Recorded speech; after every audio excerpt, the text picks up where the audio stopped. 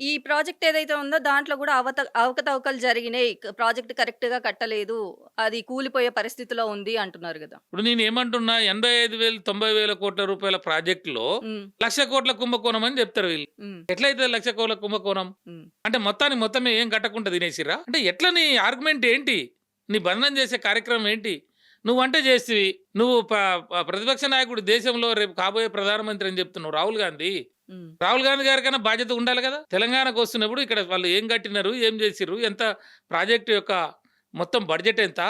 DPR అన్నీ చూసుకోవాలి. ఎంత బడ్జెట్ అయింది? ఎంత ఖర్చయింది? మనం ఒక ఆరోపణ చేసేటప్పుడు హ్మ్. దానికొక సహేతుకత ఉండాలి. హేతుబద్ధత ఉండాలి గదా! హ్మ్. 90,000 కోట్ల రూపాయల ప్రాజెక్ట్‌కి 1,00,000 కోట్ల కుంభకోణం అని ఎట్లా చెప్తావు? హ్మ్. అంటే మీరు పూర్తిగా గూడా ఏదో బటగాల్చి మీదేయాలి. ప్రజలని గాలి గాలి చేయాలనేది మీకు స్పష్టంగా అర్థమైపోతున్నది. కాబట్టి ఇయాల ఏమైంది మీరే పడుతున్నారు. నేనేమంటున్నా సరే నువ్వు ఏదో చెప్తున్నావు కుంభకోణం అని.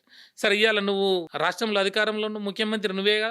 హ్మ్. హోం మంత్రి గూడా నువ్వే గదా! హ్మ్. నీ పక్కన సీఐడీ ఉంది గదా! నీ పక్కన ఇంటెలిజెన్స్ ఉంది గదా! నీ పక్కన జనరల్ పోలీస్ ఉంది గదా! నీకు బడే బాయ్ ఉన్నాడు గదా! సీబీఐ.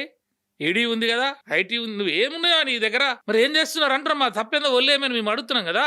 మేము నిజంగా మేము ఏం జేసినామో, ఎక్కడ జరిగింది, ఏం సంగతో చూపియాలి గదా! ఊకెనే గాలి మాటలు చెప్తుంటే ఎట్లా?